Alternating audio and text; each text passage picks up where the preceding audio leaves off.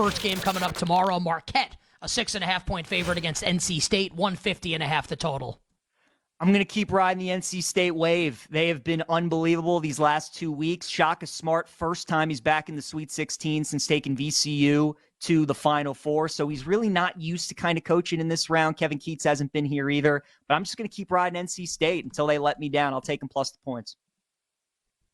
So that was NC State. I'm sorry, Nick probably asked you about another game. What Gonzaga Purdue? Have we not done Gonzaga that? Purdue, exactly. All right, great. Sorry, Purdue 5.5, 154.5. Zach Edey against Graham Ike. What do you like? I like Purdue in this game, guys. Boilermakers opened up 4.5. They've gone to 5.5. I know a lot of people are going to be nervous about betting Purdue, laying points with them against the Gonzaga team that's red hot, but it feels like there's a little something different with Purdue. They beat Utah State by 40. We usually don't see Purdue have easy wins in the tournament. I think they cover the spread against Gonzaga. I'll lay the 5.5 with them. All right, let's hit Houston and Duke, and we'll close with Creighton and Tennessee. Houston, about a 3.5, 4-point favorite at BetMGM, Peach, 134.5 the total.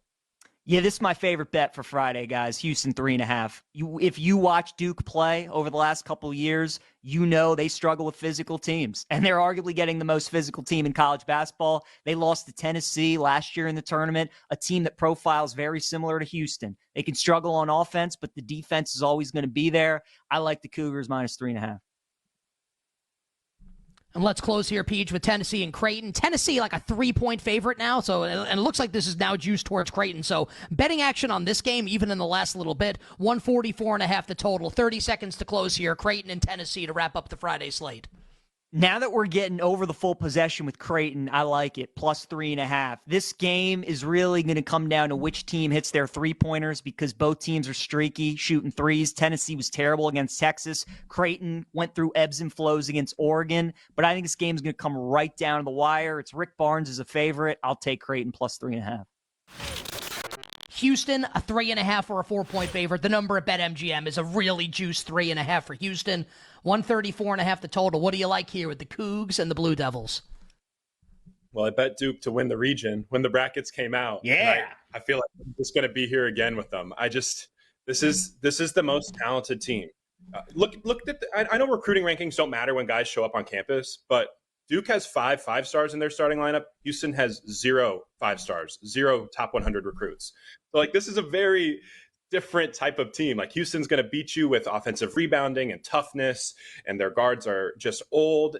Dukes are young and inexperienced, but really talented and NBA type of caliber athletes. And the thing I keep going back to with Duke is just they have a big man who can pass. And if your big men cannot pass against Houston, you are cooked. And Kyle Filipowski can pass. Mark Mitchell, we've seen moments where he can pass. Sean Stewart's emergence coming off the bench. He's been a really nice addition for them. I think Duke is going to be able to be very well prepared for this game. And if Houston's, again, the shot chart, they don't get anything at the rim, that's Duke's biggest issue. So if we're going to turn this into a jump shooting contest, give me Duke. I think they're the most talented team. I don't only think they cover. I think they also win straight up.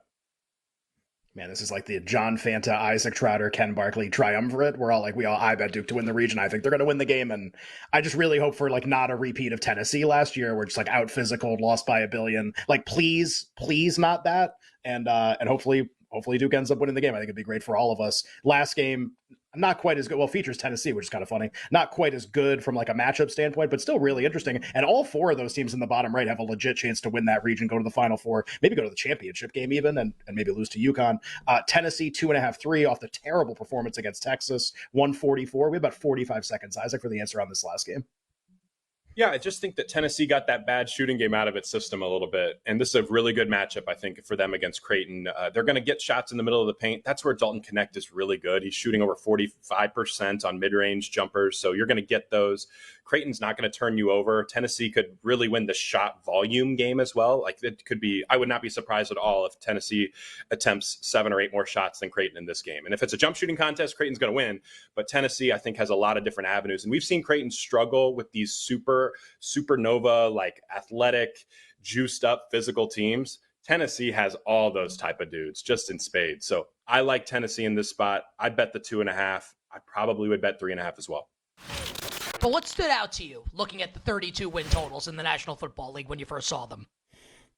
Yeah, I mean, look, I think at the top and bottom, it's never going to be that surprising, right? Like you want to kind of put in your brain, all right, like who's rated as the teams that are supposed to win the most and the least. The middle is usually where things get the funkiest in terms of teams that outperform expectations. So like, all right, do I agree with like the three, I think 11.5 was the three highest numbers right in the market, and it was San Francisco, Kansas City, and Baltimore had the three highest win totals. Like, do I agree with that? Absolutely. like 100%. I'm actually I thought San Francisco's might even be a little bit higher, but maybe as we get closer to the season or something. But 11.5 a totally normal win total for them. That was very close to their win total last year. At the bottom end, did we get it right? Like Carolina has a really low win total, 4.5. New England has a really low win total, with the idea that they'll most likely be starting a rookie quarterback.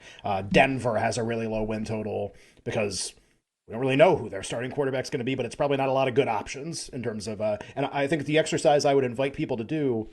We did this last year a little bit. I just think it's like a really it's very simplistic, but I think it's very effective, is to just literally consider the coach quarterback combination of the team.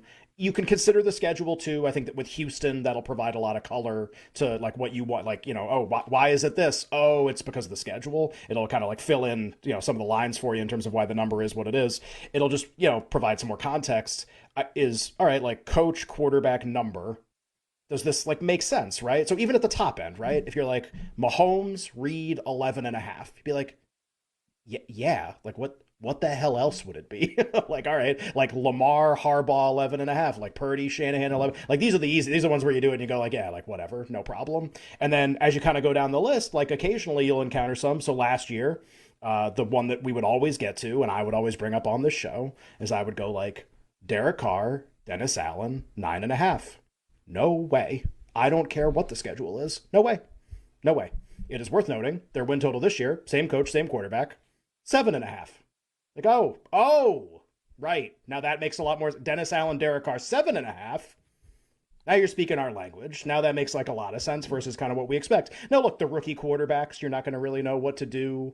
Like bad would be how I would start. Like they're probably not going to win a lot of games unless they really outperform. For every CJ Stroud, there's a bunch of guys that aren't CJ Stroud or get hurt or don't materialize or whatever. So you can kind of treat them that way. But I think even doing that, you'll see, it doesn't even have to be one where it's like, well, that's an auto bet. Just okay, well, that's like a little interesting, and part of it's going to be subjective. What do you think of these quarterbacks? What do you think of these coaches? What do you think of these schedules? I just think like that's how I always like to do it to start, and then there'll always be a couple things that stand out.